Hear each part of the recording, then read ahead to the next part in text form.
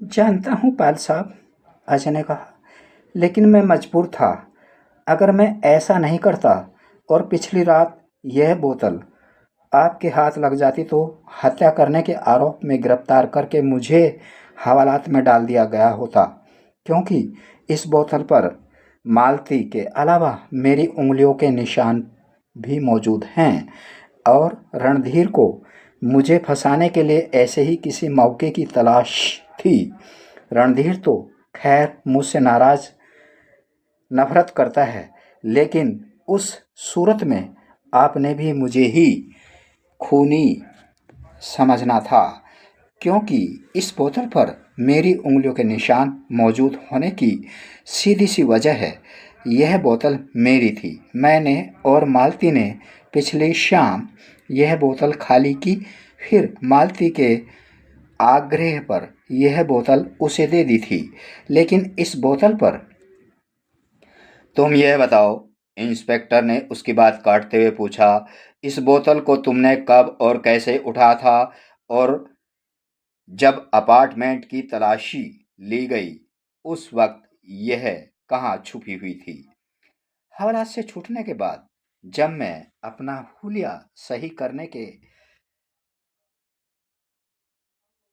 लिए होटल के अपने कमरे में पहुंचा, तभी मुझे पता चल गया था कि मालती मर चुकी थी। अशय ने जवाब दिया।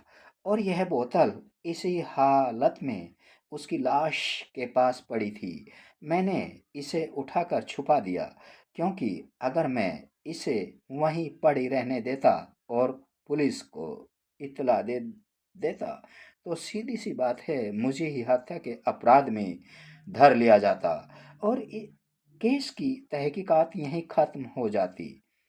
इंस्पेक्टर ने बड़े ही असहमतिपूर्ण ढंग से उसे घूरा। अब तुम क्या चाहते हो? रणधीर की गिरफ्तारी के वक्त एसपी साहब ने बताया था कि जोसफ यही हवालात में आ गया है। जवाब देने की बजाय अजय ने पूछा, क्या आप उसे यहाँ बुला सकते हैं? इंस्पेक्टर ने काल बैल बजाकर बाहर मौजूद कांस्टेबल को बुलाया और उसे जोसफ को हवालात से लाने का आदेश दे दिया। कांस्टेबल चला गया। अब तुम क्या चाहते हो? इंस्पेक्टर ने अपना सवाल दोहरा। इस बोतल पर मेरे और मालती के अलावा हत्यारे की उंगलियों के निशान भी होने चाहिए, अजय ने कहा। मैं चाहता हूं कि सरकार साहब उनका पता लगाएं और उन निशानों का यहाँ मौजूद प्रत्येक व्यक्ति की उंगलियों के निशानों से मिलान करें। कहकर अजय ने सरकार से पूछा, आप ऐसा कर सकते हैं ना? बिल्कुल कर सकता हूँ, सरकार ने जवाब दिया। मैं अपना ज़रूरी सामान साथ लाया हूँ। मुझे बस एक खाली कमरा चाहिए जिसमें मेजो। और इंस्पेक्टर से पूछा, क्या कमरा मिलेगा? आप बगल वाले ऑफिस में काम कर सकते हैं, इंस्पेक्टर ने कहा। वो खाली है। अजय ने अपनी जेब से करीब 1 दर्जन फुल स्केप सादा कागज निकाले और इंस्पेक्टर पाल और सरकार को छोड़कर से सभी व्यक्तियों को एक एक कागज देने लगा। जो ही उसने आखिरी कागज विमल को दिया, हथकड़ियां पहने जोसेफ भीतर दाखिल हुआ। उसके साथ आया एसआई इंस्पेक्टर के आदेश की प्रतीक्षा करने लगा। जोसेफ ने निशा और अजय को बारी बारी से देखकर सिर झुका लिया था। वह पूर्णतः शांत एवं संयत था, मानो अपने किसी भी तरह के अंजाम की कोई फिक्र उसे नहीं थी। बैठो जोसेफ, विमल की बगल में खाली कुर्सी की ओर संकेत करता हुआ अजय बोला। जोसेफ आगे बढ़कर इंगित कुर्सी पर बैठ गया। अजय ने एक कागज देते हुए उसे भी समझा दिया कि वह क्या चाहता था। आप लोग यह मत समझिए कि मैं आप सब पर हत्या करने का संदेह कर रहा हूँ।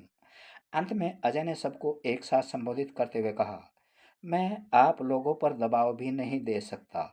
आपने अपने हाथों की उंगलियों की छाप देनी ही है, लेकिन आप में से कोई अगर छाप देने से इनकार करता है तो यह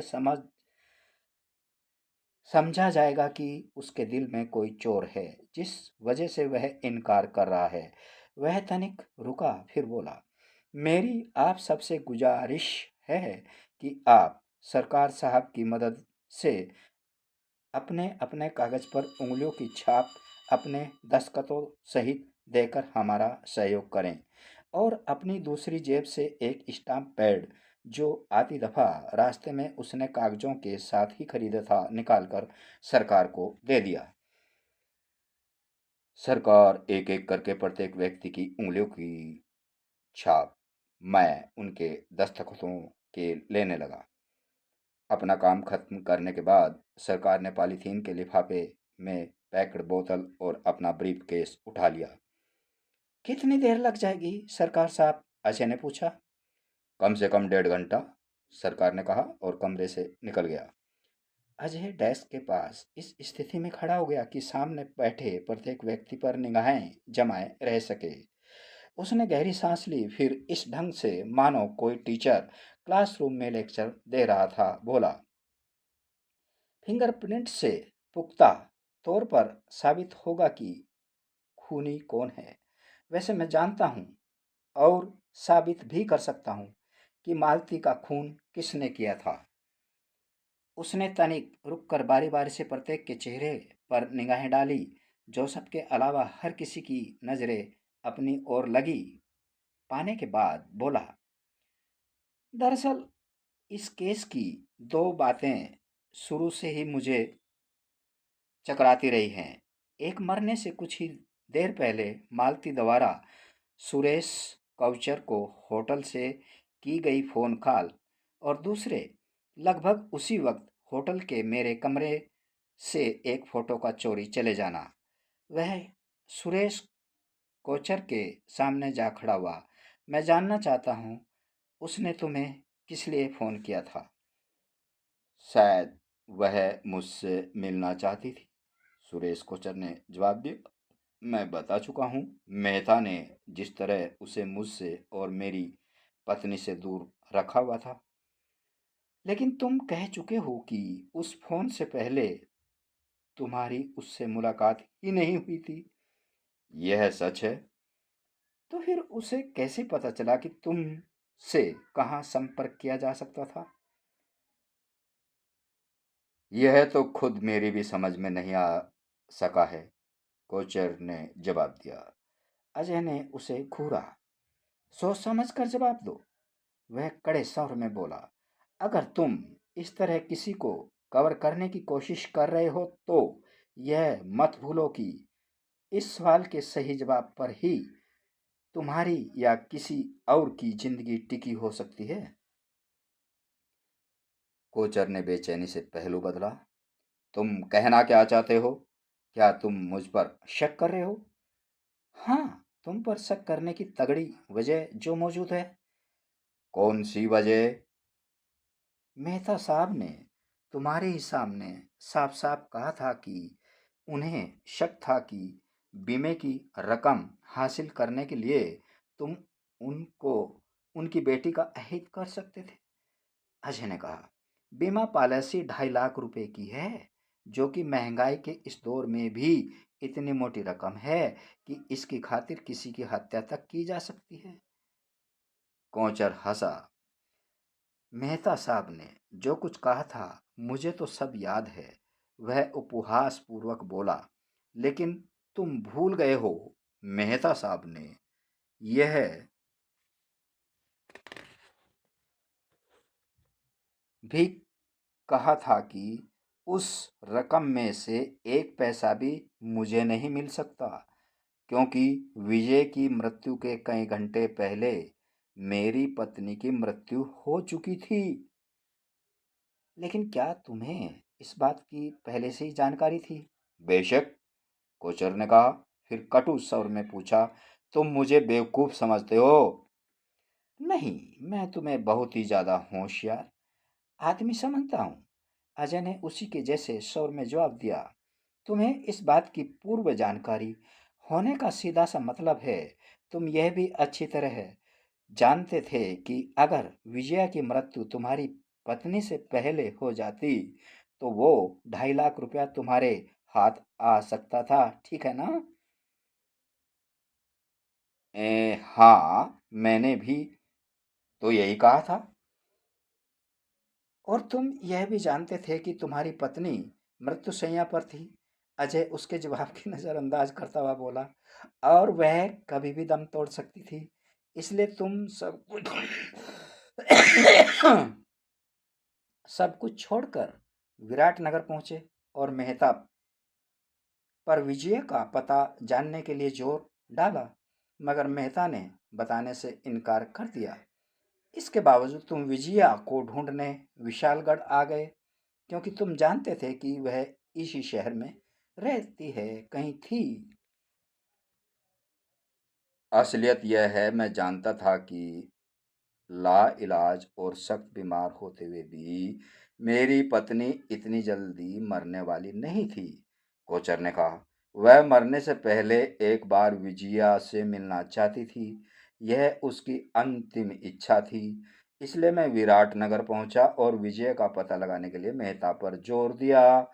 लेकिन इस संगदिल आदमी ने अपनी बहन की आखिर ख्वाहिश पूरी करने से भी साफ इनकार कर दिया।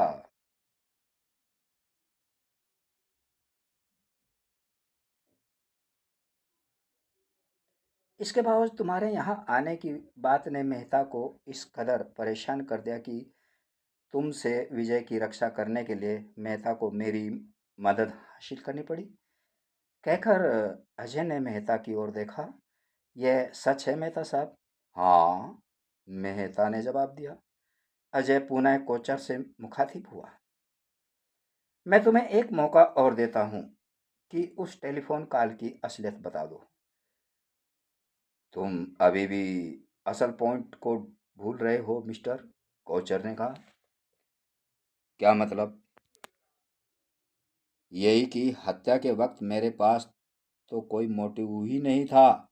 हालांकि मेहता ने मुझ पर इल्ज़ाम लगा है, लेकिन उसके साथ साथ तुम भी भूल गए लगते हो कि उस वक्त हत्या की कोई योजना बनाने या बनी बनाई योजना को लागू करने का मुझे कोई फायदा नहीं होना था, क्योंकि शरीता का पहले ही देहांत हो चुका था।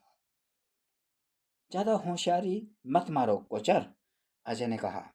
असल मुद्दे को मैं नहीं, तुम नजरअंदाज कर रहे हो। अपनी पत्नी की मौत के बारे में तुम्हें विजया की हत्या के बाद पता चला था। सुरेश कोचर का चेहरा फक पड़ गया। इस तरह हत्या का तगड़ा मोटिव तुम्हारे पास था, अजय ने कहा। फिर कड़े स्वर में पूछा, अब तुम बताने के लिए तैयार हो मालती को कैसे पता चला कि तुमसे कहाँ संपर्क किया जा सकता था, या तुम अभी भी यही मान रहे हो कि तुम्हें सस्पेक्ट का दर्जा नहीं दिया जा सकता? सुरेश कोचर ने सिर हिलाकर इनकार कर दिया। इस बारे में मैं कुछ नहीं जानता। दिमाग पर जोर डालो कोचर, अजय ने कहा। जोशप तुम्हें न्यू हेवन क्लब ले गया था और वह मालती मेहरा को भी अच्छी तरह जानता था। क्या तुमने अपनी भतीजी के बारे में उससे बातें की थी? क्या तुमने उससे ऐसा कुछ कहा था जिससे वह अंदाजा लगा सके कि तुम मालती के अंकल थे? नहीं, अजय ने जोसफ को संबोधित किया। जोसफ, तुम याद करके बता सकते हो? उसने पूछा कि होटल अंबर में सुरेश कोचर की मौजूदगी के बारे में मालती से कुछ कहा था? जोसफ ने सिर हिलाकर उसकी ओर देखा।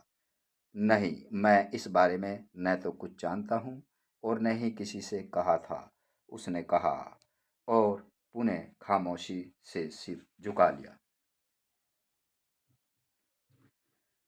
अजय इंस्पेक्टर पाल की ओर पलट गया।